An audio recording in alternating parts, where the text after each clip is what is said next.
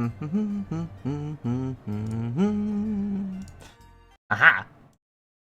Whew. Oh my gosh, I'm opening Windows. Here we go. Okay, so, let me see, what time is it? We are here for a very late night live stream tonight. It is currently almost 11:30 in my time, so it's probably a little bit later in other parts of the US right now as well. I see you in the chat right there, Mika. Welcome to the stream, and for everyone watching archived, welcome. So today, the Game Awards 2017 was a thing. It happened, and it was really, really exciting. So, we are here to talk about that. Now, before we get started, let me see. Nope, I don't think there's anything I want to say. So, Game Awards 2017.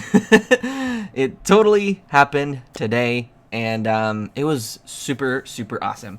Going into it, I was actually really, really excited because hello from France at 6 a.m. Welcome to the stream, the Malike. I think I said that right.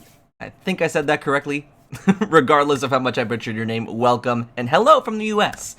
Hello, welcome, welcome, welcome. So, anyways, I was very, very excited for the Game Awards this year because Nintendo had quite a presence this year. Not to say that I don't appreciate any other games from any other platforms or any other developers.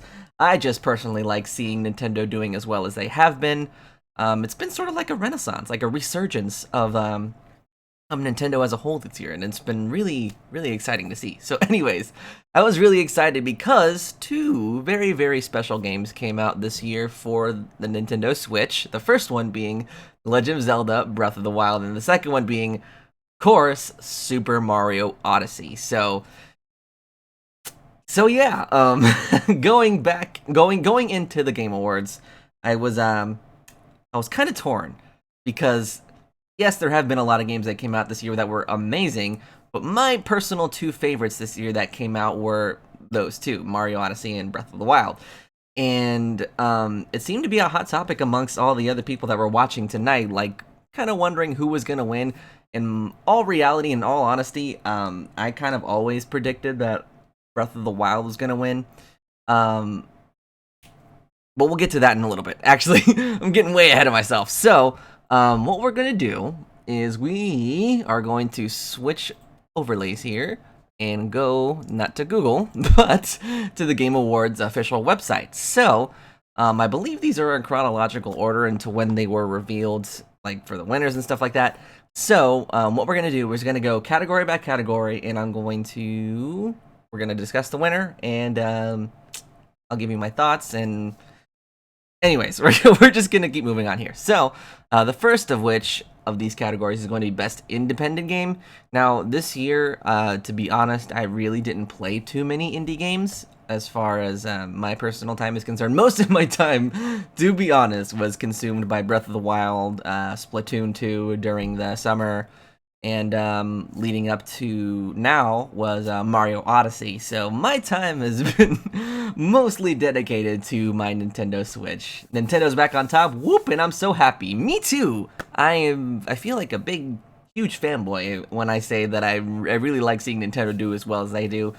But that's just how I feel. I don't know.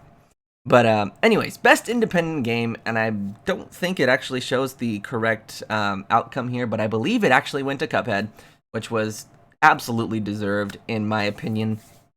Cuphead is an amazing game. Not for everybody, I must say, mainly because of the difficulty.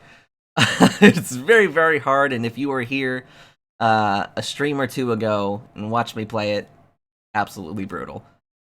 Edith Finch is a lovely experience, a lovely narrative experience. That's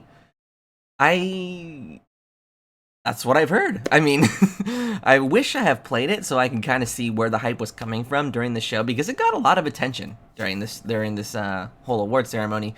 And I don't know. As I said when I was live tweeting it, I really think that seeing all the hype behind it now kind of bumped it up a few slots as far as my queue for games that I need to play. But the rest of the games on this list, like Pyre, Night in the Woods, and Hellblade, all got very positive reception amongst the community. Night in the Woods is another one that I've seen, but haven't gotten a chance to play it yet. The other ones are completely new. So I've heard of Night in the Woods, I played Cuphead, and I've yet to play What Remains of Edith Finch, but I'm going to very, very soon, mainly because of all the exposure that I got tonight. It looked really interesting, and all the stuff that I've heard about it has just been phenomenal. Cuphead is basically a ridiculously long 30s cartoon, and it's awesome and deserves the win. I agree. I definitely agree, and we'll get to more on Cuphead in one of these categories in a second, because I felt very strongly about it in a particular category. But the next one we have here is Most Anticipated Game, presented by McCafe. I don't think this was actually presented during the awards. I think this was like a side thing during the pre-show. But yeah, so we have a few huge titles coming next year, including Last of Us Part 2, Red Dead Redemption 2, Monster Hunter World, Marvel Spider-Man, and God of War. Now, realistically, I'm only super excited for 3 of these.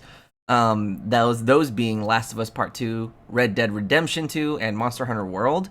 Marvel Spider-Man, I'm not a big superhero guy, so it's not really too appealing to me, but the gameplay looks really interesting for fans of that genre.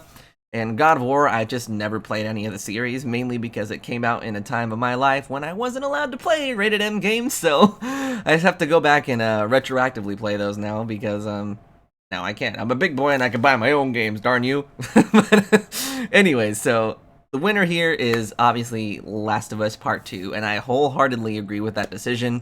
If it were up to me, it would be a pretty close running between Red Dead Redemption 2 and Last of Us Part 2, because both had such amazing titles that came out before. Like the original games for both of those are absolutely amazing. If you never played Red Dead Redemption, it's an awesome Western game developed by Rockstar, the same people who are behind Grand Theft Auto, and it had a lot of amazing content added to it over time, most notably the zombie DLC, but I won't get much into it because anybody watching that, just go play it for yourself, go experience it. Red Dead Redemption is an awesome game. Same thing goes for Last of Us. Last of Us is probably one of the best games of the decade, so go ahead, and if you own a PlayStation 3 or 4, definitely go do yourself a favor and go try those out. So, moving on. Moving on from those is the best multiplayer. Now, these are a little bit different.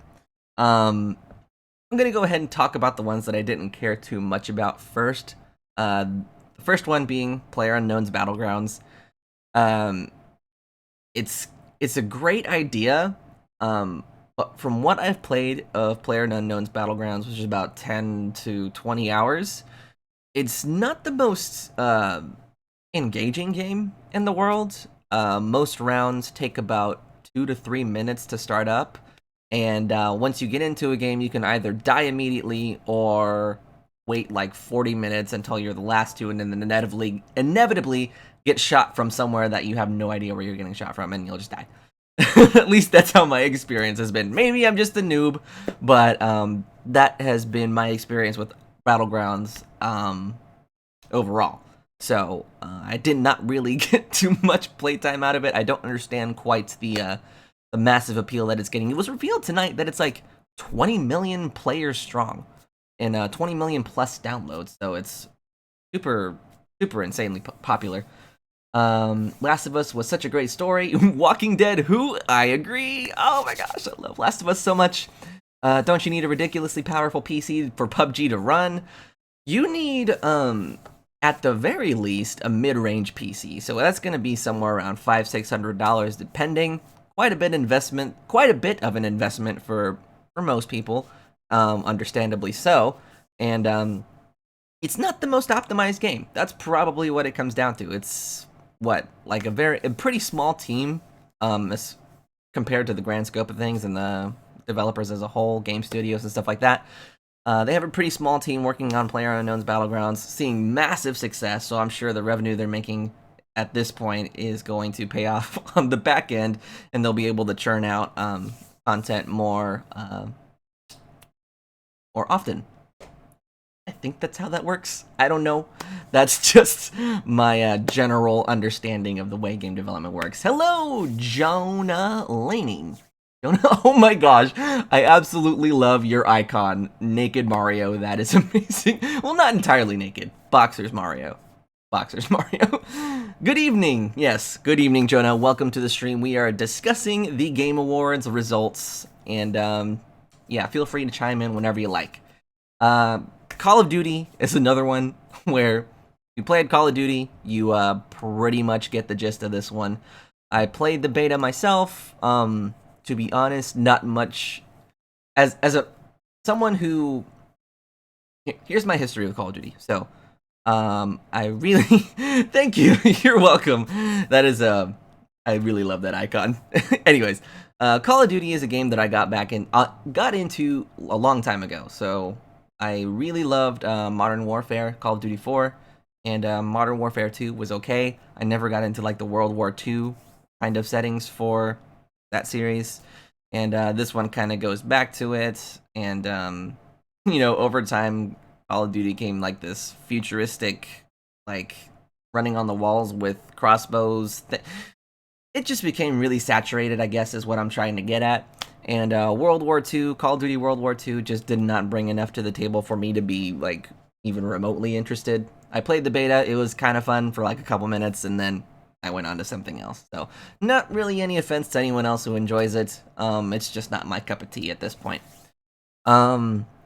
Another one here is Fortnite. I will say that being another arena shooter, Hunger Games style game, out of the two that are on this little list we have here, I would say Fortnite is going to be the better of the two, mainly because it just feels like a more polished game, and it just has a lot more character to it, I believe. PlayerUnknown's Battlegrounds is, to me, feels a little bit generic and not quite as fully realized of an idea as Fortnite is. Obviously, there's going to be some few key differences between the two, but I really think that Epic Games, being the bigger developer of the two, had a little bit more freedom to do what they wanted with the game versus a game like PlayerUnknown's Battlegrounds. And not to knock Battlegrounds either. I do know that it's still technically in early access and it technically hasn't reached version 1.0 yet. So maybe that'll change whenever that happens. But at the moment, it's out of the two, Fortnite is probably going to be the better of the bunch. Did you want Breath of the Wild to get Game of the Year? We will get to that, actually. I was talking about it a little bit before you actually came into the stream. But I wanted to save it until we get to the very end so I can give you my full thoughts. But to answer your question shortly, it doesn't disappoint me. It doesn't surprise me either. Hallelujah, that's my answer to that question. Yes, basically. So the next three, Splatoon 2, we're going to start off with that one. Amazing game. Realistically, didn't really differ too much from the first game, other than adding a few new weapons and like a few new maps and stuff like that. But the core gameplay of Splatoon is something to be reckoned with. Basically, it's a really fun game, and it's different for the genre that it's in, being the third-person shooter. And despite the fact that it's not a huge leap for the franchise, I think it's still a fun enough game and a good enough game for me to pour as many hours as I have into it, which is approaching about 100 at this point. So if you have a Switch, I'm sure you've probably heard of it already, but Splatoon 2, amazing game. And once again, thank you to Nintendo for sending me that copy of the game for review/gameplay purposes. I love you guys. I really love Nintendo. You guys are awesome. Next on the list is Mario Kart 8 Deluxe. Mario Kart 8 Deluxe is an interesting thing because even though it's technically a port, I don't really feel like the majority of the gaming community will see it that way. And I think that's sort of tied to the fact that the Wii U just didn't have that kind of player base for everyone in the community to have played Mario Kart 8 whenever it first came out. So Mario Kart 8 Deluxe is like a refinement of the original. And for me, I can recognize that it's a port, but on the whole, I don't really think that it's going to be perceived that way. I'm thinking that it's just going to be perceived as a whole new Mario Kart experience on the go. And even if you have played Mario Kart, the original one, I'd still think that this is a worthwhile endeavor to to get on the Switch, mainly for the enhanced graphics, the enhanced performance, and the ability to just take it wherever you like. And the fact that you can do that with any Switch game still really blows my mind. But what am I trying to say here? Oh, right. All the additions that they made as far as like new maps and the battle mode. Mwah! Awesome. I love the battle mode in this game. Not quite as well, never mind. I was gonna say something else, but never mind. I totally just disagreed with myself before I even said it. So, Mario Kart 8 Deluxe, awesome game, awesome fun, and super fun online, actually. There's not really too much lag or input lag, anything like that. Stuff that would really matter for a racing game like that, where you want to have quicker reactions to stuff like blue shells and all the other stuff that's going on the map. Mario Kart 8 Deluxe, awesome game. Destiny 2, you like grindy kind of games, I think it's acceptable. It doesn't really bother me. I can recognize that it's pretty much the same game as the original. But I don't know. It's just a fun game to grind in. But I wouldn't necessarily consider it the best on this list. But as far as best multiplayer goes, my vote will probably go to Splatoon 2. There you have it. I can see you like Mario Odyssey from that picture. Yes, I do. Actually, I think that is a leftover element from one of my Odyssey streams, but it seems relevant today because it's in the running for Game of the Year. Best sports/racing game. Personally, I don't play that many sports or racing games. The only racing game I actually play is Mario Kart 8 Deluxe. That's the only one I really played this year. Most people don't count it as a racing game, but for the sake of me choosing something on this list, I'm gonna insert it myself into the bottom here. Just pretend Mario Kart 8 Deluxe is here, and that's my vote. I really don't have too much to say as far as this category goes.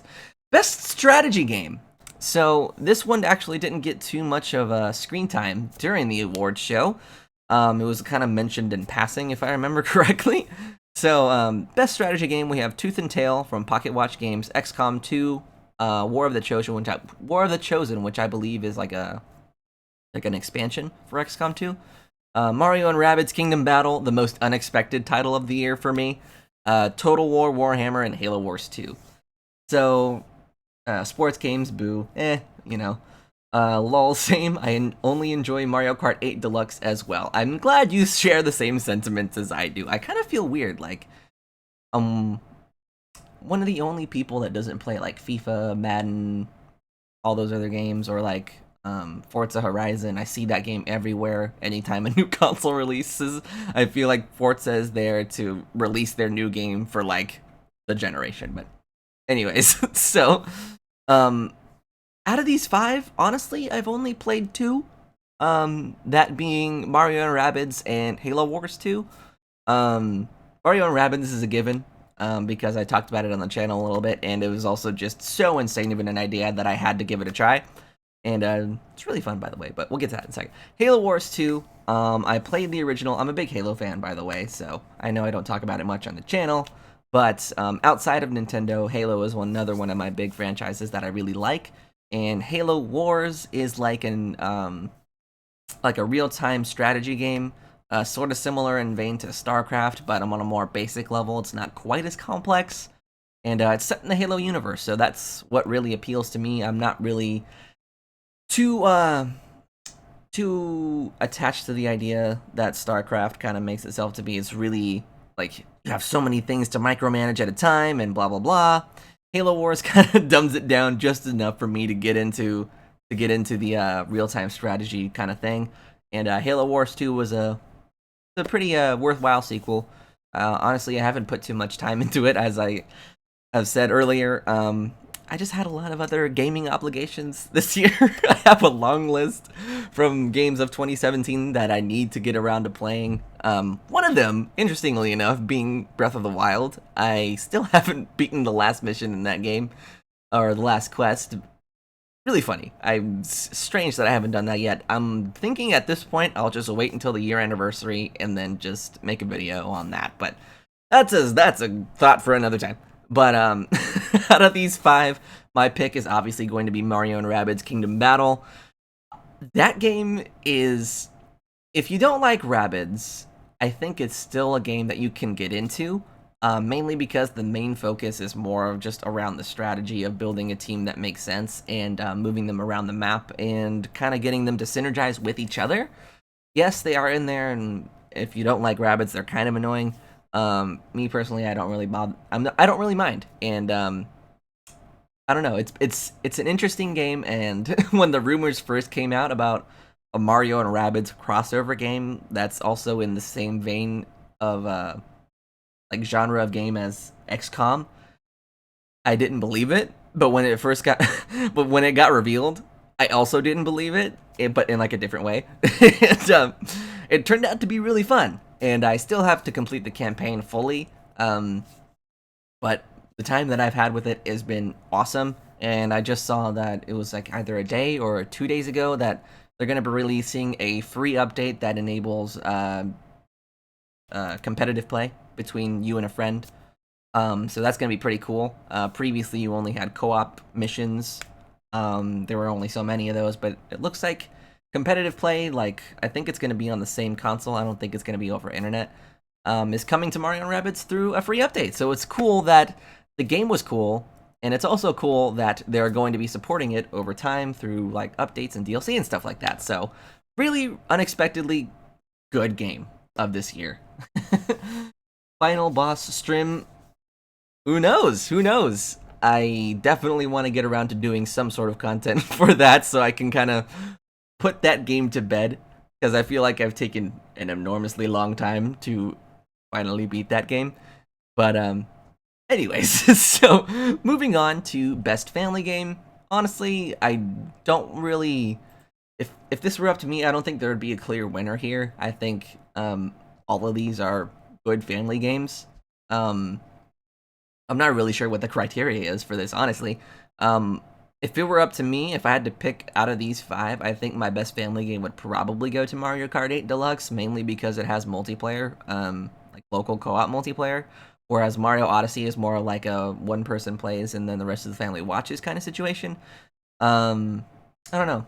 Mario Kart 8 just feels like a more involved, more social game, i.e. best for families.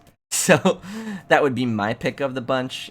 Sonic Mania, I am garbage at 2D Sonic games, so my enjoyment of that game was definitely different than fans of that franchise. So it was fun. I really liked the theme song for it, and it's a great callback to all the classic Sonic games and stuff like that, and I can recognize its greatness. But I just stink at it, so I didn't think it was like amazing or anything. And of course, you got Splatoon 2 and Mario & Rabbids Kingdom Battle. I wouldn't necessarily call Mario & Rabbids Kingdom Battle a great family game. I mean, sure, it's rated E for everyone. Families can play it, but I feel like the level of comprehension for games for a strategy game like that is a little bit higher. So it's a little bit less accessible for people of all ages. I guess is what I'm trying to say. So I don't know if I would include that here, but I don't know.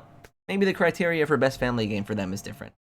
So moving on, best fighting game. To be honest, I only really like one of these, and of course, you all know that that's going to be ARMS. And not really a big fan of Marvel for like. Two of these have superheroes in them. One of them I've played the original of, and then the other one, I just don't. Okay, I don't really like Tekken as a series. I don't know, to be honest. I don't know what the reason is for that. I'm more of a Soul Calibur guy myself. Which, speaking of Soul Calibur, how about that reveal for today? Soul Calibur 6 coming next year. Oh my gosh, that totally blew my mind. I did not think that we were going to be getting something that epic of a. I didn't think we were going to be getting that cool of a reveal tonight. And then I was proven wrong several more times after that. But Soul Calibur 6, I am so ridiculously excited for that game. I've been waiting years for a follow-up for Soul Calibur 5, and I'm super excited. Nidhogg 2, I heard, is a really, really competitive fighting game. It's like a 1v1, sort of like a fencing game, if I remember correctly. Like your characters are wielding swords. I don't know. I played the first one like years ago, and honestly, I don't remember too much about it. Marvel vs. Capcom, superheroes, not my thing. Injustice 2, same thing, not really my thing. Although the first one was actually pretty fun, but getting back into it again, I don't know. Just from what I saw of it, it didn't really call my attention enough to warrant me giving it my time. Again, and if I don't like a game, that doesn't necessarily mean that I think it's bad either. It's just not my cup of tea. But ARMS, really, really fun. I got my first chance to play it, what was it? During the South by Southwest Gaming Expo in Austin, which is where I am. It was back in like May, June, I want to say, May or June. So a little bit before it actually came out officially. But it was really, really fun, and I got to try out the motion controls, which, to be honest, I don't really use them myself. I'm more of a pro controller kind of guy when it comes to ARMS. But the characters are really fun, the color scheme is amazing, the theme song is finally out of my head. So catchy. I am hearing it in my head now, I'm just going to try and forget that I heard it. The orchestra was awesome, I loved the Jump Up Superstar performance. Me too! Kate Higgins is awesome, and it must feel so cool to be able to play the part in that kind of a massive hit, Jump Up Superstar. That song, speaking of songs, that song is ridiculously catchy as well. I don't know what it's been with Nintendo this year, but whoever's writing the songs for them, for their games, a genius. A lyrical genius, or like melodical genius, whatever you want to call it. Either way, both of those themes have been stuck in my head. Same for all the Splatoon stuff. Whew. Nintendo music has just been stuck in my brain ever since like January of this year. Dang, Boston. I live in California. Oh, actually, no, it's Austin. So I live in Texas. So every year downtown they have this expo called the South by Southwest Gaming Expo, and it's been getting bigger every year, and they've actually started getting so big that they're holding cosplay contests, and Nintendo is coming back, and this year Nintendo brought ARMS and like all that other stuff, so they had their own booths there, as well as they're having their own award shows too, hosted by some pretty notable creators in the community like Markiplier and Jacksepticeye, people like that. Oh yeah, that's pretty cool. Moving on. So, best role-playing game. Now, this is a pretty interesting one because I do like quite a few of these games, but I'm gonna be honest here. I haven't played a single one of these. So, with that said, Persona 5, totally cool. I can agree with that choice. I've heard it's amazing. South Park, The Fractured But Whole, I liked the first one. It was pretty good. Haven't really heard too much about the sequel. I don't know if that's because it fell under my radar or something like that, but I'll have to go and do my own research on that one. Final Fantasy 15 I've actually owned since last Christmas. I haven't gotten the chance to play it on my PS4 yet, and it's weird because I have a Pro, so it's gonna run beautifully. I guess my time has been spent elsewhere in Zelda, Splatoon. You get the idea. Divinity Original Sin 2, another game that kind of fell under my radar. Again, I saw it, and I was like, that looks cool. I should play it sometime. Never got around to it. So, Nier Automata is another game that I've owned for like a couple of months and has been sitting in my Steam library as well. But that game looks fantastic, and from what I've heard of the soundtrack, it is amazing. I'm a big soundtrack guy, so when a game has a good soundtrack, or if the trailer that I'm watching for it has good music in it, I'm color me interested. I am definitely a fan of whatever's being shown.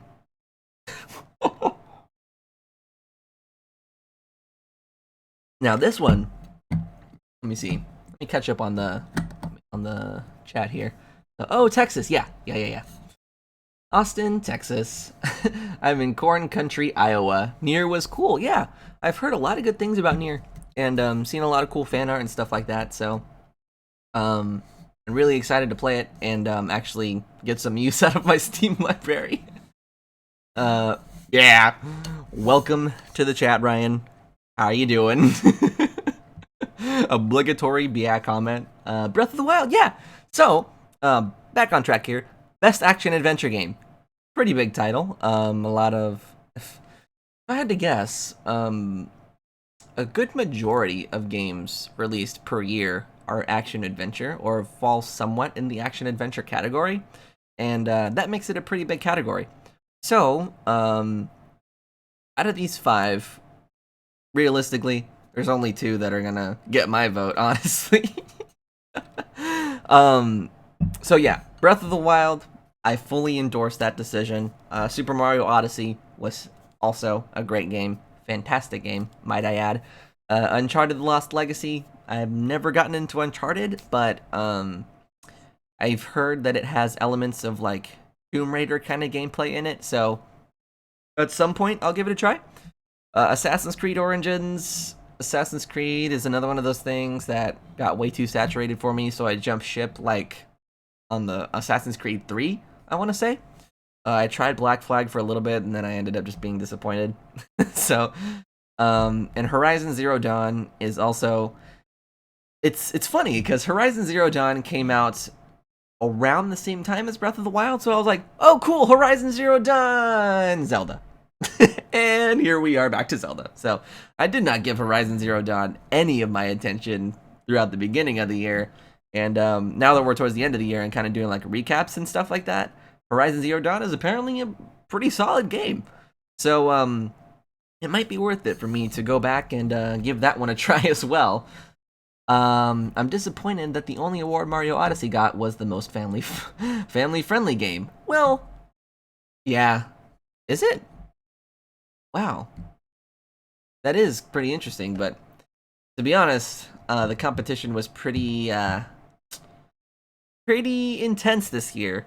I will say, I don't know, I feel like it could have won action adventure game, but considering Breath of the Wild for what it is, it doesn't really bother me either. But I do agree that Mario Odyssey does deserve the recognition that does deserve a lot more recognition than it got tonight. Obviously, it got a lot as far as nominations go, but as far as rewards go, I feel like it could have won more, or maybe I don't know. Wait. So we have best action and best action adventure game. What's the difference there? Does anyone like you have best action game? And then best action is like best action adventure more of like a story thing? Because these have stories too. Anyways, yeah, at least it got one award. That's good. I mean, honestly, Mario Odyssey is on a whole nother caliber. But you know what? I don't know. I don't even know what to say about it, to be honest. Mario Odyssey is a great game. That's all I pretty much have to say. I feel like it should win more. I'm rambling. I don't know what the difference is. Me neither. But apparently best action game for this year is Wolfenstein 2. Another game that I've heard amazing things about, and it's actually something that apparently does a pretty good job on like the social commentary front, which is something that I like whenever games kind of like try to make a statement. Not too much where it's like obnoxious or in your face or anything, but when it's done in a smart way, I really, really like it. At least it got the longest and best part in the orchestra. Yes. Oh my gosh, when Kate came out on stage, I was so excited. It's so cool. It's so cool. But yeah, Wolfenstein 2, it's just something that I've heard a lot about, and I gotta give it a try at some point. I mean, my list for this year for games that I need to play is massive. I've missed a lot. I guess just this year has just been amazing for games. It's crazy. Prey is kind of like kind of similar to Alien Isolation as far as I saw. So I don't know. I saw it when it was initially revealed, and I thought it was pretty cool. Didn't really think much of it afterwards. Maybe I'll get around to it when it goes on sale or something. Um, but other than that, didn't really call to my attention. Actually, the next one on the list, Neo, I don't know much about. Most of the games that we've been talking about, I either know about or have heard about. Neo, I am not really sure. I don't feel like I've seen anything of it. Weird. I'm usually pretty up to date with all like the gaming stuff and stuff like that, but Neo is one. Like, is that a exclusive? Is it like a PS4 exclusive or something? What platform is that even on? I have so many questions. So, I guess those are my thoughts on Neo. Destiny 2, I didn't really think it was gonna win this category anyway. And Cuphead, I wouldn't even call Cuphead like a, I don't know. I guess it's an action game, but I feel like it's more of like a platformer or like a. You know what? Yeah, that's fine. Action is fine. I'll deal with that. That's a good description for it. And the funny thing is, I don't even own a Switch. You should. You should. Oh man, Mario Odyssey is so good. Legend of Zelda: Breath of the Wild, so good. So many good games. As I've been telling Mika for the longest time here, you gotta get a Switch, and it's probably going to be a pretty good time to jump in with all like the Christmas deals going on. I'm pretty sure there's stuff going on for like bundles and stuff like that. So definitely a good time to jump into the Switch platform. Neo is amazing. It's like Dark Souls, almost better. Oh, I had no idea. Also, welcome to the chat, Team Main. Did you like the Game Awards? Did you watch the Game Awards tonight? We are discussing all of the results right now. And I hope you're having a good night, man. Welcome to the stream. I'll get a Switch when I get Switch money. Maybe Santa? Question mark? Maybe random finding $20 on the street? Question mark? So the next category, I don't really have a way to experience these games in. That being like a virtual reality headset or anything of the sort. I would like to get an Oculus at some point, but they're just so gosh darn expensive right now that it's kind of hard for me to justify even doing it. I mean, there's not really a big pool of games for me yet. Not enough for me to constitute the price. Anyways, it's a pretty steep price for entry, and but I have had some time with VR as the technology, I guess is what you would call it. And it's pretty awesome. The one that I tried specifically was for this game called Farpoint for the PlayStation 4, and I tried that at E3 actually. And there's a video of that actually on my channel. It's my first time trying VR ever, and I'll give you guys a little story. So you get this like light gun similar to the one that came with Link's crossbow training on the Wii, and you're walking around on this like Mars-like planet, and it was at E3, so the convention floor is actually pretty noisy. So I was kind of worried that my immersion would be broken pretty easily hearing all the stuff and commotion going around.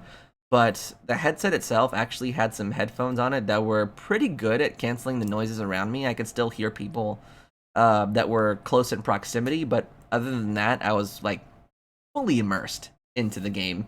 And it was funny because I had someone recording my reactions to it, and I could tell in the moment that I was like physically reacting to the stuff that I was seeing in the game, and it was pretty insane. Oh, I didn't even notice Farpoint is on the nominees. Wow, interesting.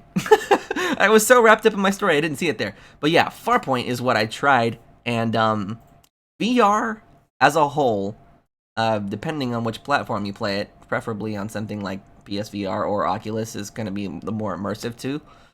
The more immersive of the bunch is pretty insane.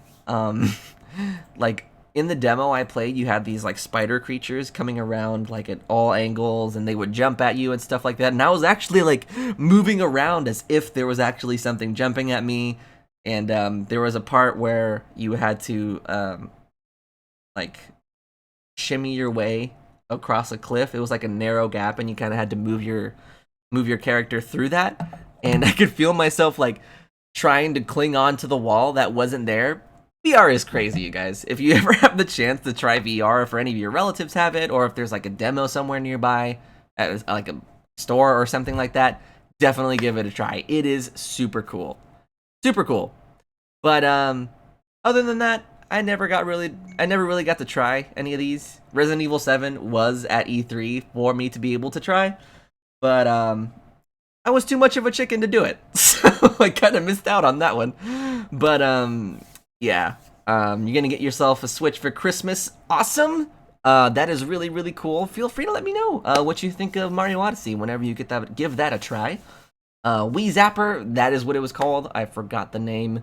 It's like the light. I called it a light gun, but you get the idea. I'm still waiting for full dive VR a la Sword Art Online. Oh my gosh. People are gonna seriously like forget their real life obligations if a game like that came out. Like imagine World of Warcraft had VR to that extent. That'd be crazy. That'd be crazy. Best handheld game, I believe it went to Metroid Samus Returns. Super awesome game. As I said in my streams whenever it first came out, as far as Metroid goes, I've never played any of the 2D entries in the series, but what I played of Metroid Samus Returns is really, really fun. And I had a blast, even though it was a little frustrating at points, not being so linear and kind of like trying to remember where to backtrack and where to go and stuff like that, reading your environment. It was a great game. Poochie and Yoshi's Woolly World is also a port of the Wii U version to the 3DS for some reason. Yoshi's Woolly World is a fun Yoshi game, cute, and it's just fun. I don't know. There's not really much else to say other than that. Monster Hunter Stories, I had a few friends that like played that to death. They absolutely had so much to say about it, and apparently, in their opinion, does the Pokemon formula better than Pokemon does at this point. I don't really know if I buy into that myself, which is kind of the main thing that made me curious to try it. I haven't done so yet. It's another one of those games where I'm gonna wait for it to go on sale at some point, and then I'll give it a try. But I've heard a lot of stuff about Monster Hunter Stories, and apparently it's pretty good. So, Ever Oasis is also another sort of RPG game for the 3DS. Actually, all of these are 3DS titles. Well, I guess that makes sense because the 3DS is the only handheld game in the market really at this point. So that makes sense, huh? That didn't dawn on me until just now. Weird. Let me see. Let me catch up on the chat here real quick. Do you know what net neutrality is? Yes, and I've called representatives. Definitely do that. They give you a script. It's really easy. Sure, we've all heard about net neutrality at this point, though. At least for me, it's been inescapable. And I think they're voting on that next week, so hopefully that doesn't go through. Good. We can't lose it. No, we can't. What was I saying? Oh, yeah. Ever Oasis, like, all these games are 3DS games, and, out of these 5, I played through Metroid Samus Returns, and I'm still chugging along, actually, through Fire Emblem Echoes, Shadows of Valentia. It's a great Fire Emblem game. If you haven't dived into the series yet, or taken the dive, I would definitely suggest starting off at either Awakening or Fire Emblem Fates. Probably more Awakening, because Fates has 3 different versions, and you'll want to play through all 3.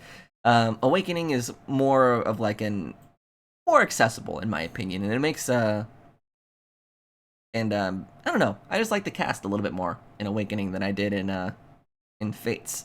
In Awakening, should I add, also has Lucina in it. So if that's not enough for you to give Awakening a try, then I don't know what is. 3DS killed the competition, absolutely. There's like, what other handheld came out like in response to the 3DS? Was it the Vita? Like, does anyone play the Vita anymore? I think it was the Vita. I'm not sure.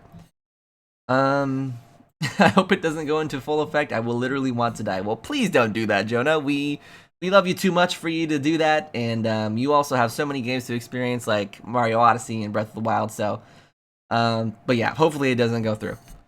So The best handheld game, in my opinion, I would probably give it to Fire Emblem Echoes, mainly because I like Fire Emblem more as a series than I do the 2D Metroid games. If it was a 3D Metroid, maybe it would be a little bit more of a Metroid answer for me. But as it stands, I'm gonna go with Shadows of Valentia. Blah, blah, blah, blah, blah. Keep the internet free and unregulated. Why did I sing that? Why did I sing that? Up next is best mobile game, and I'm gonna be honest with you guys. I don't really play mobile games, like at all, other than the stuff that Nintendo puts out, like the Animal Crossing one recently, and on this list here, Fire Emblem and Super Mario Run. I don't know why the results aren't showing like who the winner was in each category on the website. Maybe it just hasn't updated yet. But out of these two, I would probably give it to Fire Emblem Heroes, mainly because that's a game that I've gotten more enjoyment out of collectively over time. Super Mario 1 was really, really fun for like 2 or 3 weeks, and then over time, I just, I don't know, it kind of felt like I was playing the same levels over and over again, whereas Fire Emblem Heroes, you're constantly getting new summoning events, you're getting seasonal events like Halloween and Christmas stuff, and you're also getting new storylines. Book 2 of the campaign just released like a week or two ago, so it's constantly getting new content, and I know Super Mario Run is, but it's not like the kind of content that I would consider valuable, or like that I would consider something that I would be interested in. But still, out of the two, I would probably say Super Mario Run is the more accessible game and the more fun for the general audiences. Fire Emblem Heroes would be more of my personal pick for best mobile game for this year, so that's that. The other three, I have no idea. As I said before, I don't play mobile games, so let me see. Nice singing. Thank you. Thank you so much. I said sing more often. I'm offended that Sailor Moon Drops was not nominated. Well, to be honest, Mika, not everyone in the world is able to appreciate Sailor Moon quite as much as you and me. And they're not able to see its greatness. So, I guess in the end, we still win because we're able to experience it the way we can. But, I guess that means everyone else is kind of the loser in the situation because they don't get to play it. So, I actually had a lot to say about this next category. Best ongoing game, which is basically going to be the game that's getting the best kind of support over time, best kind of free updates, additional content, stuff like that. Ideally not paid DLC, although some of these are, like Destiny 2. PlayerUnknown's Battlegrounds, get that out of my face, it's not even in the running here. It has like one map and it's like still in beta. Like, yes, they're listening to the community and adding a map, but that's still only 2 maps. In the grand scheme of things, PlayerUnknown's Battlegrounds just doesn't do enough for me to consider it a really great ongoing game.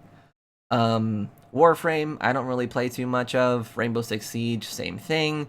Grand Theft Auto Online actually looks pretty cool. I forgot that game existed for a hot minute, and then I realized that they're still releasing like regular heists and other stuff for the online. So I think that's pretty cool. I remember when that game first came out, and then the online there was like a heist and like some stuff to do. But because of that, I didn't really get as much of a playtime out of it as I wanted to. Mainly because there's, I don't know, I didn't have a group to play it with. Maybe that was it. I was just a loner in that game, and I didn't really have any groups or anybody like really to play GTA Online with. But apparently it's getting some pretty cool stuff coming into the online stuff recently. So I'm glad to see it in the running. Destiny 2, more of like a paid thing. And out of all these, you guys know at this point, if you stuck around with the channel long enough, I'm going to pick Overwatch. Overwatch is a game that I've poured a ridiculous amount of hours into, and I think I looked recently, and I'm about to pass the 1,000 hour mark in Overwatch. So yeah, that's a that's a lot of time.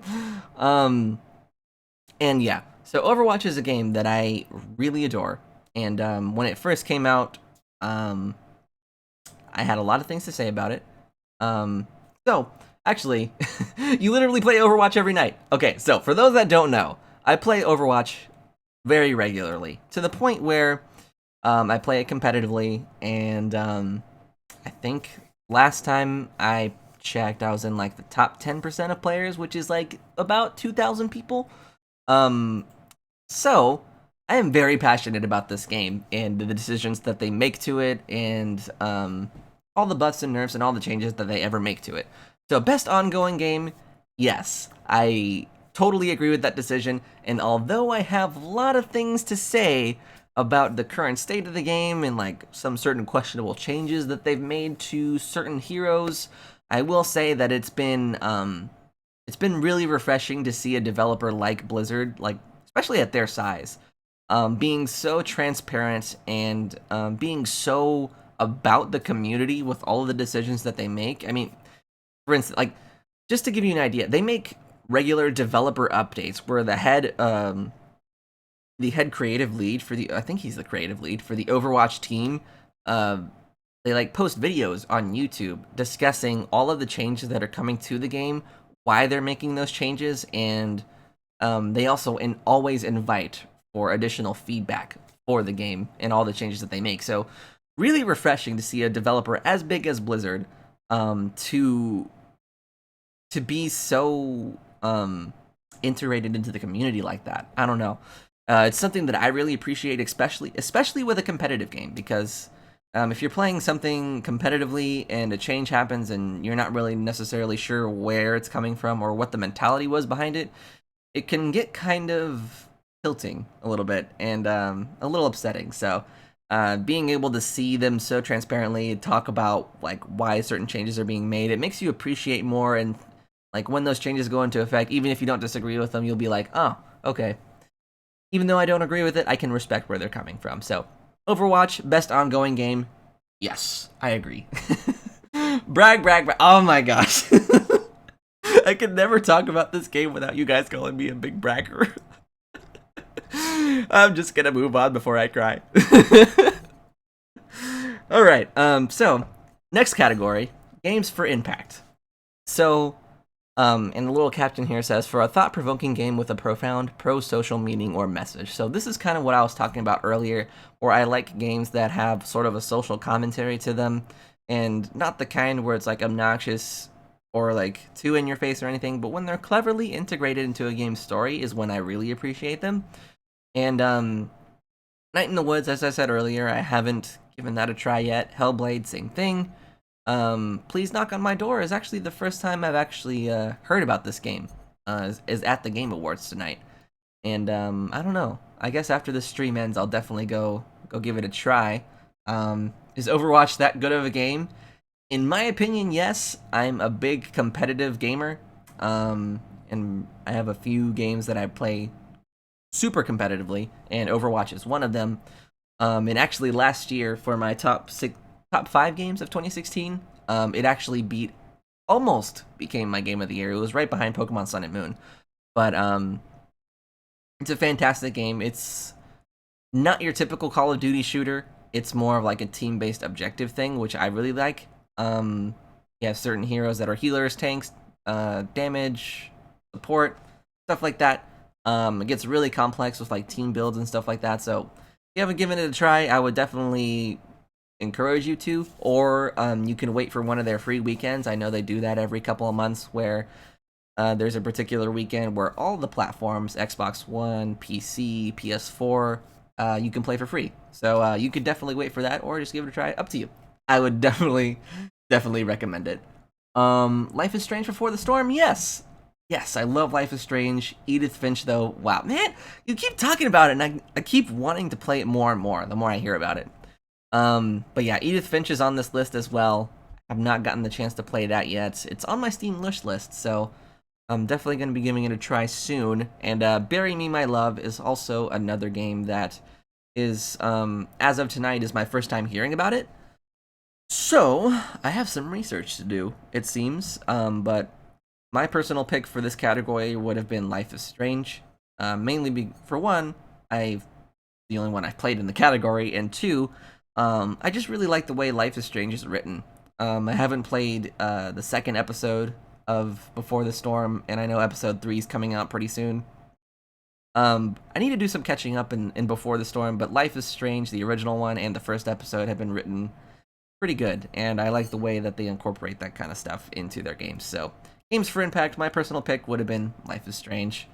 Moving on, best performance. You know, I don't really have too much to say about this category, to be honest. And actually, I don't really recognize most of these voice actors now that I think about it, except for Laura Bailey, because she voices Lucina. Anyways, so Lucina, wah wah wah wah, is, what was I saying? Best performance, I would have given it to Laura Bailey. Moving on. Sounds neat. Yeah, Overwatch is really, really great. Not to be sneaky, but what are the extensions you have? I see you have a few. What are these actually? Well, one of them is ad blocker. I mainly keep that enabled on stuff outside of YouTube, because ads these days can get pretty intrusive. Another one is page monitor, so I actually used that for Amiibo back in the day when those were like a big hassle to get your handle on. So basically what that does is let you know when a particular web page updates at all, and like in any shape or form. So I use that. And then there's also Showgoers, which is like a party system for Netflix if you want to watch with people that aren't in the same room as you. So pretty useful. But yeah, that's pretty much all the extensions I have there. I love Claudia Black. She actually plays a character in Dragon Age that I love, and Ashley Birch is Chloe in Life is Strange. Yes, I remember that because the original Chloe was on like the voice actors strike or something.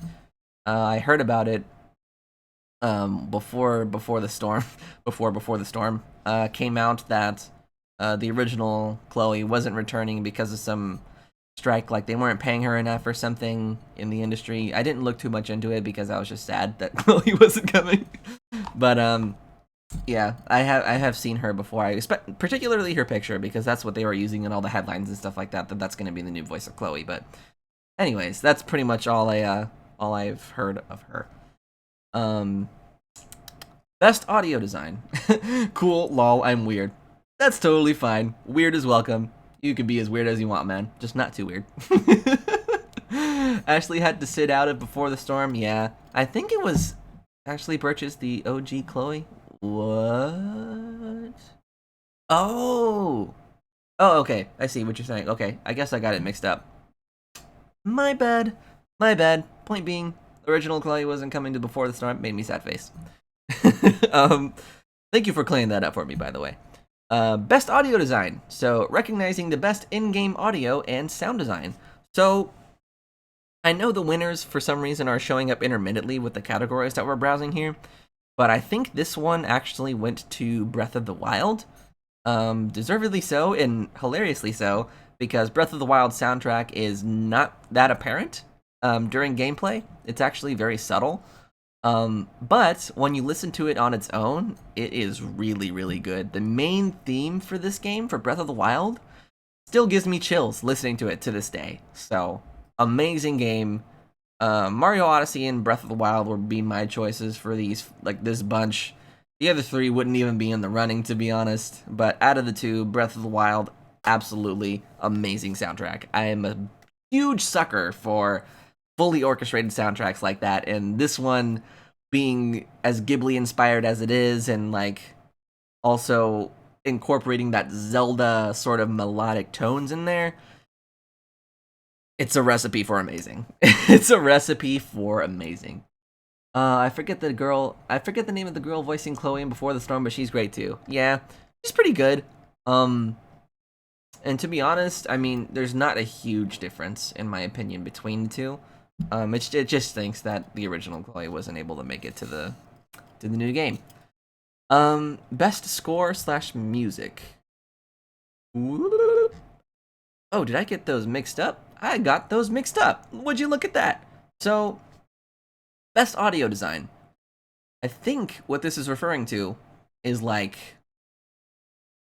environment. Okay, I feel like a total dum-dum. Okay, so what this is referring to is like the atmosphere of the worlds that it takes place in. So not necessarily the soundtrack, but the design of the audio surrounding the soundtrack, if that makes sense. So, in my opinion, I would still give it to Breath of the Wild.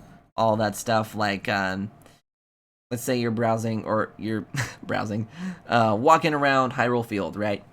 All of the small crunches of grass beneath Link's boots, and all the shinks and the clinks of metal from the swords to the shields, just all of it, all the sound design in that game too is phenomenal, and it really complements actually the subtle soundtrack that it incorporates into it.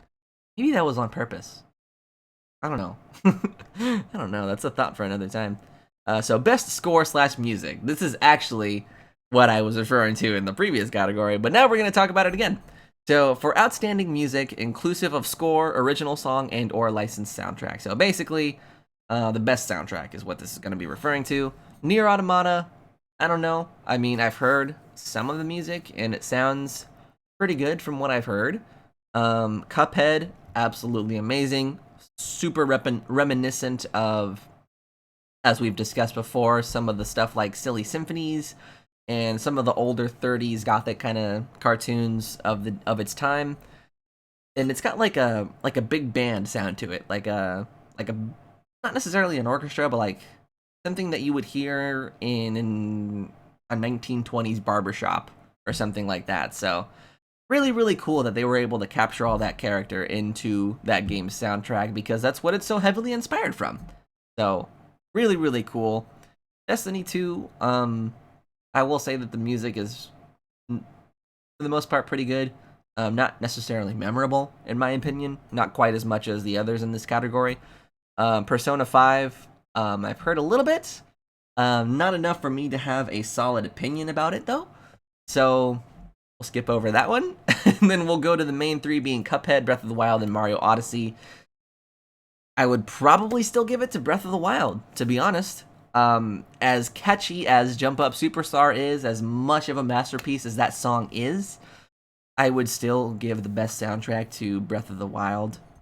And we've already discussed my reasons because I got it confused in the previous category, so I won't say too much other than it's amazing. If you ever get the chance to play Breath of the Wild, all of you watching, or if you have played Breath of the Wild, I encourage you to go listen to it on its own.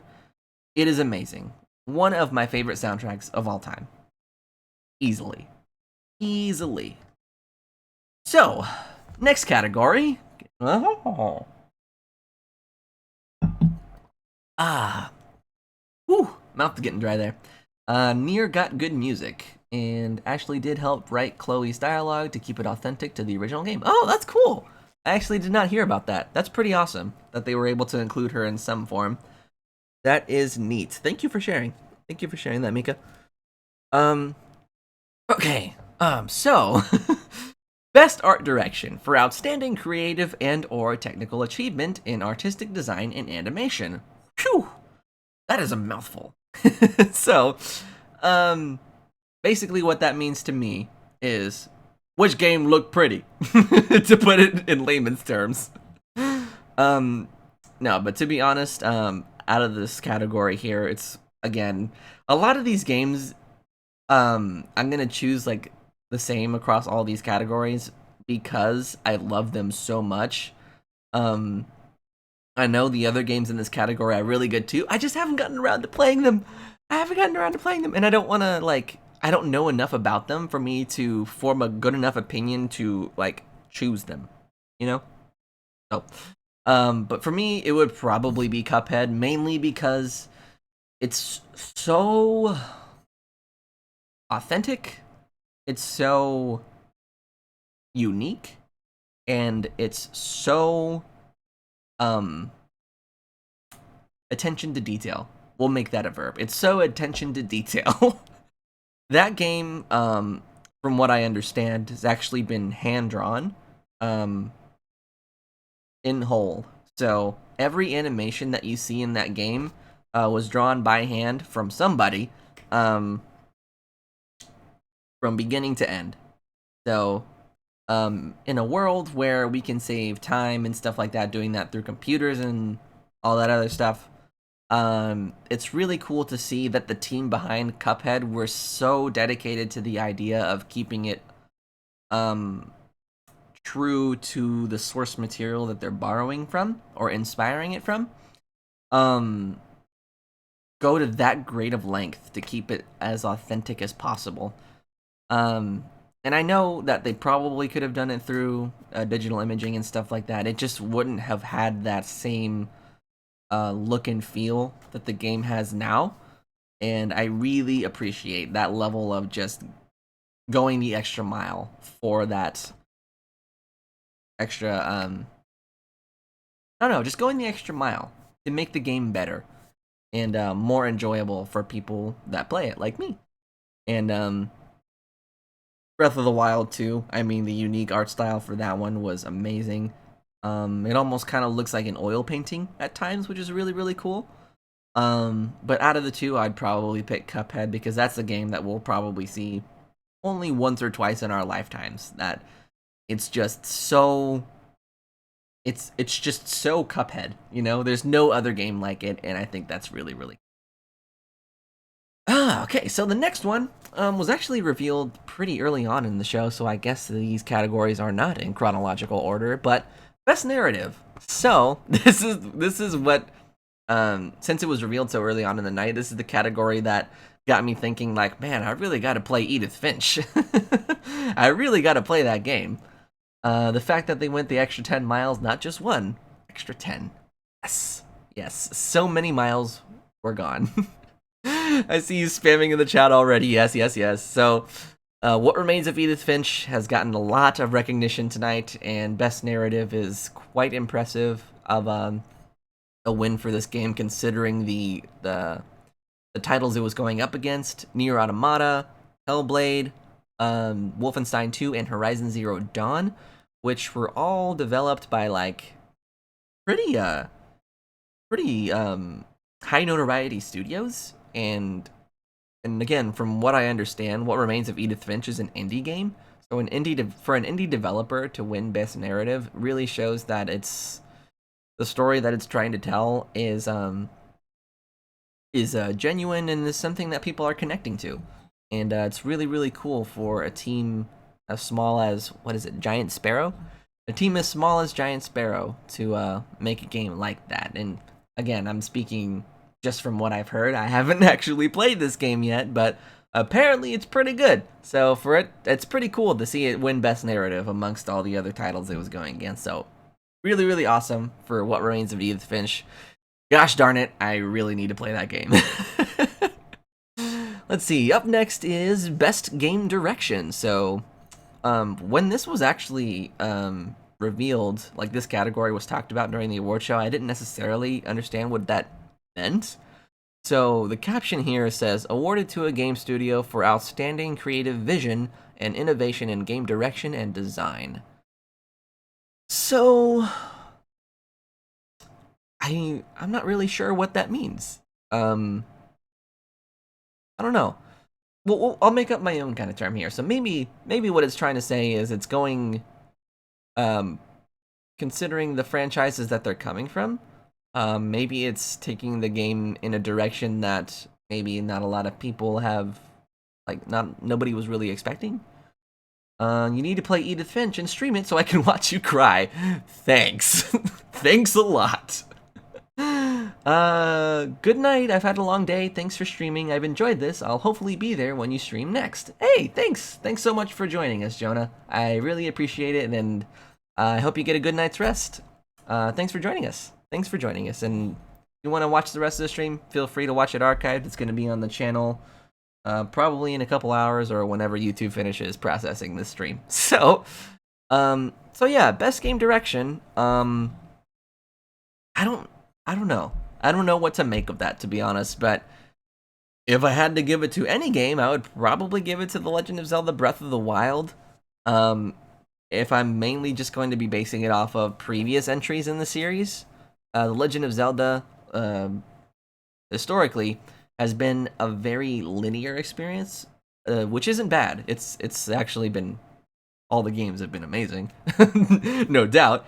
But Breath of the Wild kind of broke the conventions of what it means to be a Legend of Zelda game, which made it, in my opinion, is what helped make it the breakout success that it is.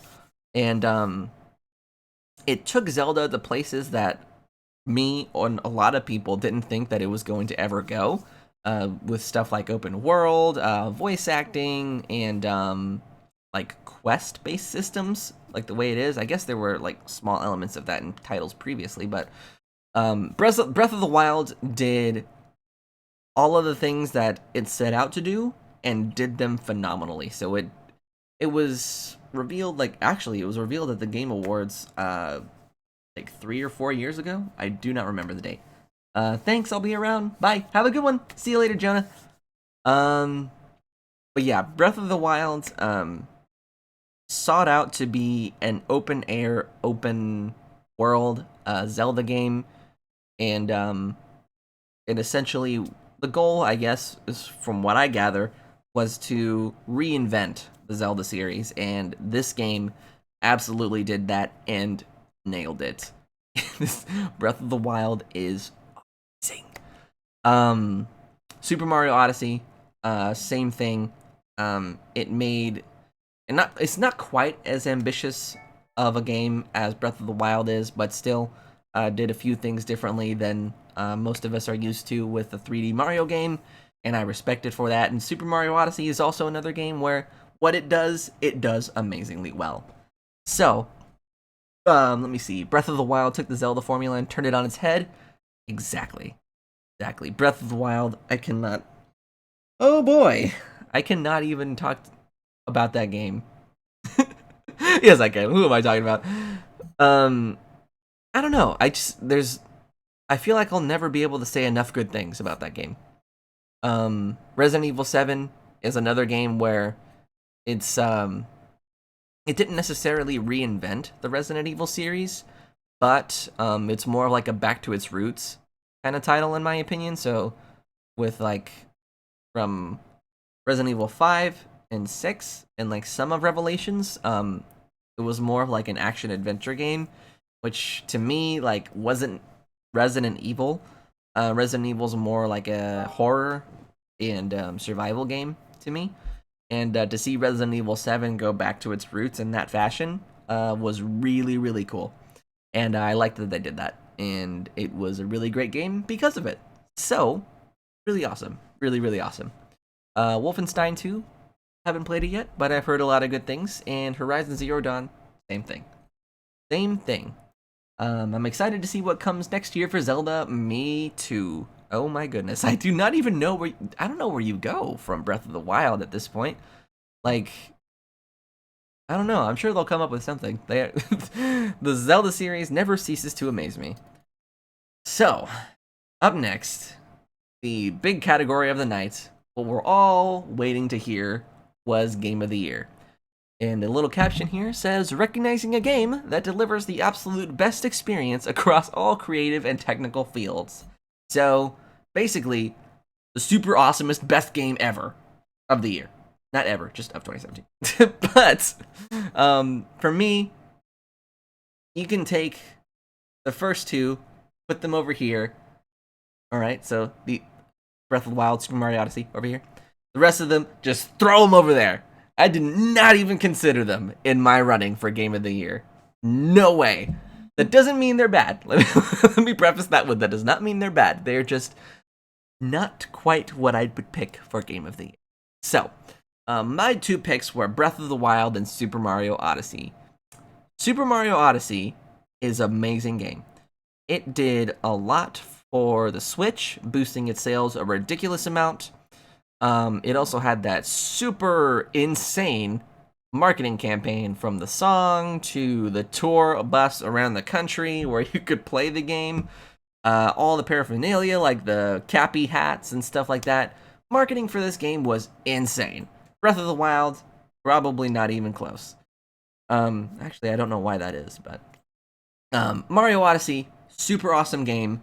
But if we're talking about Game of the Year, something that made a huge impact on not only um, like the platform that it's on, but on gaming as a whole, I would definitely say that without a doubt, between the two, I would give that to Breath of the Wild.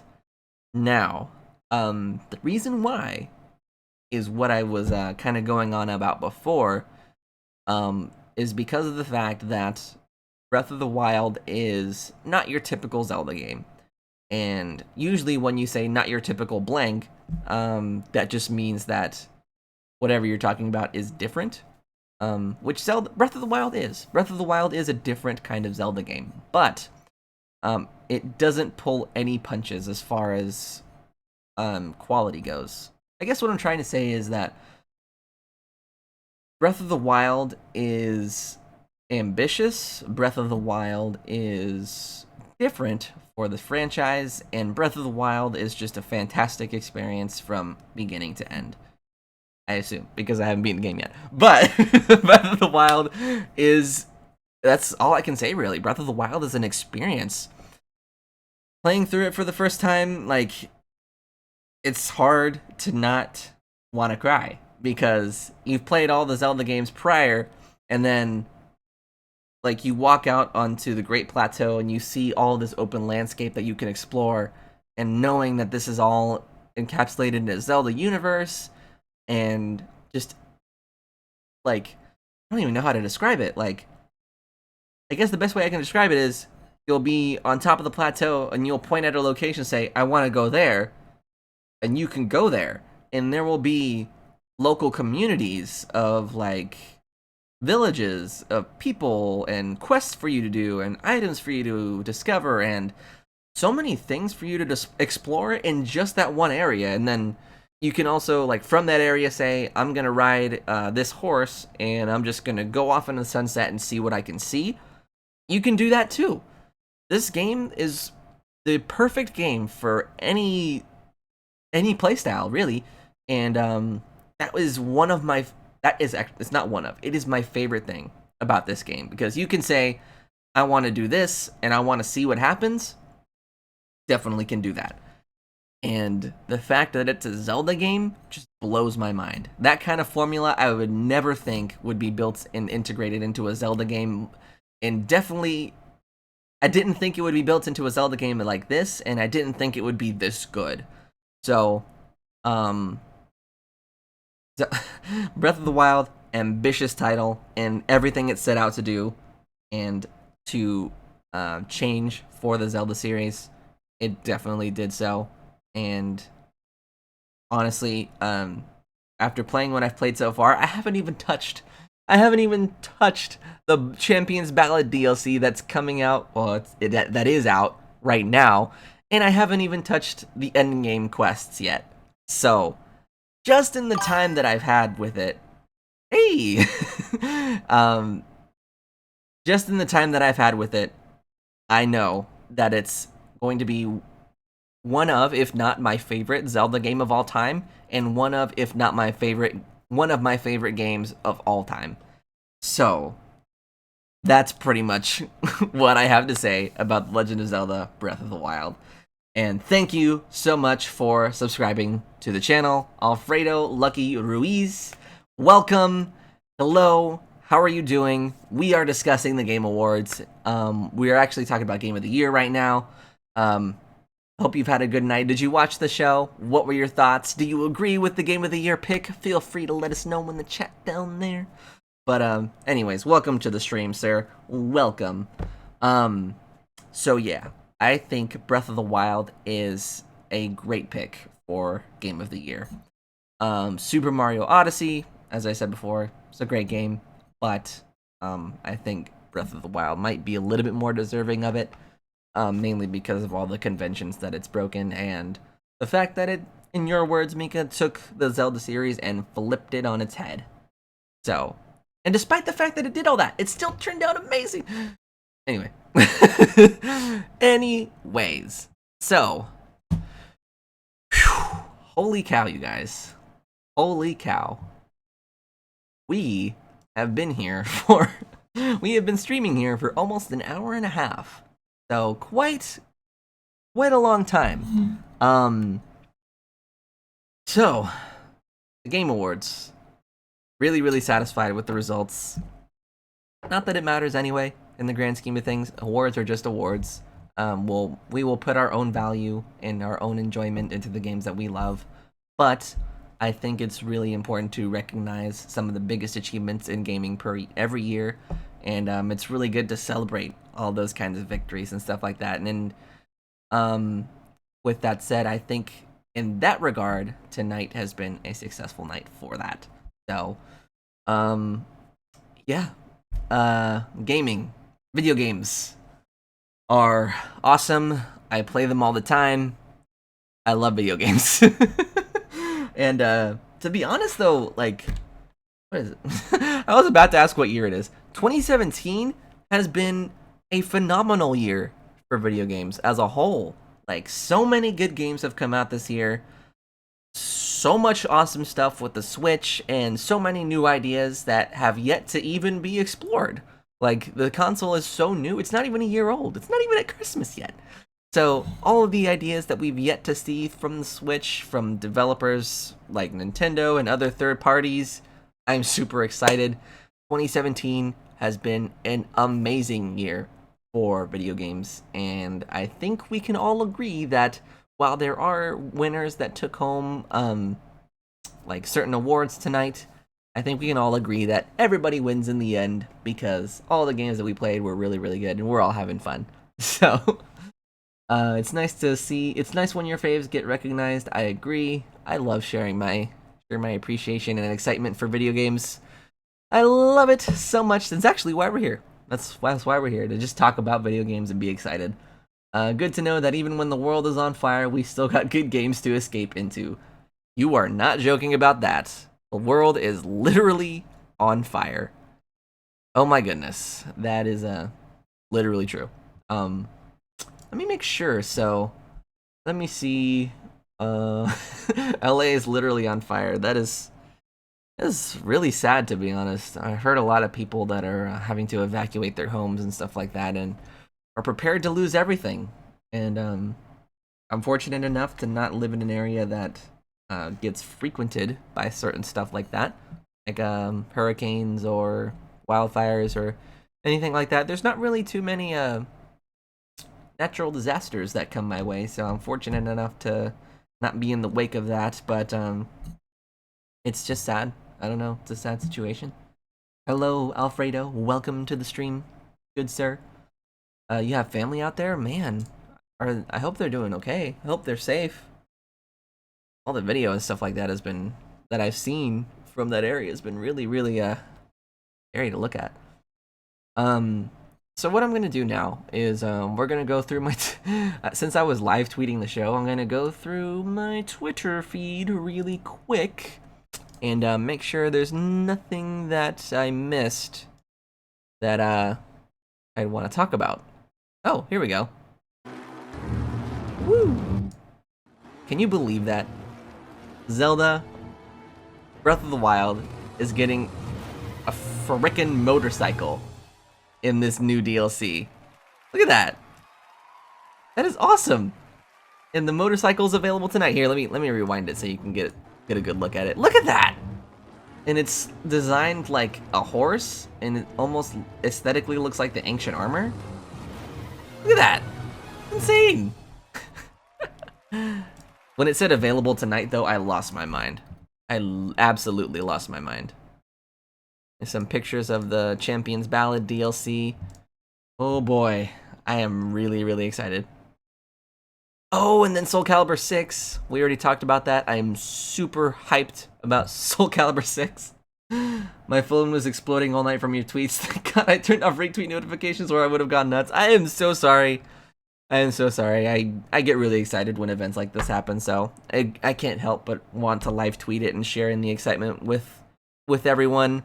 Oh, right. So Bayonetta 1 and 2 are coming to the Switch in February, around my birthday, actually. But not only that, this is when Reggie came on stage, and he was like, he did the whole one more thing kind of thing, and announced Bayonetta 3. on stage exclusively for Nintendo Switch. I don't know how I feel about that last part, but Bayonetta 3, oh my goodness. It was so legendary too, because he was like, come on, Jeff, you think I flew out all the way out here just to announce Bayonetta 1 and 2? And then the whole crowd was like, what? And then they announced Bayonetta 3 and we all went nuts. Super, super cool. Here he is. Metroid Samus Returns is winning best handheld game. here's a meme. The crazy announcer guy, or the crazy guy that was there to introduce A Way Out, was totally in love with his own game. They changed the Wikipedia page to Tommy Wiseau, everything. That's a very obscure joke. If you've seen The Room, you'll get it, but if not, I'm just gonna move along. Let's see, what else do we have here? Oh, and they played this super awesome musical medley for all the Game of the Year nominees, and they all kind of transitioned into each other. Super Mario Odysseys was the coolest because Kate Higgins came on stage and sang it for the audience. It was really, really cool. And then this is the part where Breath of the Wild won Game of the Year. And looks like I kind of touched on everything, to be honest. Oh, man. I love this. I love this little GIF here. I saw when you tweeted that to me, I had to immediately I had to comment on that. That was really funny. That cat, he's just like creeping. He's creeping, but anyways, so go to webcam here. So that has been the Game Awards 2017. All the nominees, all the awards, all the stuff like that. Wow, man, it's amazing how far we've come in the industry for a show like that to be so big. And I think it was like at one point it was like 300,000 plus people watching concurrently, like at one time. Man, insane. Our community's growing year by year, and I'm really, really excited about that, and really excited to see where gaming goes in the future, because I've always been the kind of guy that just loves himself his video games, and I don't know. Year has been amazing, and I think that's actually all I have to say about that. So, what are we gonna do now? Well, I'll tell you what we're gonna do now.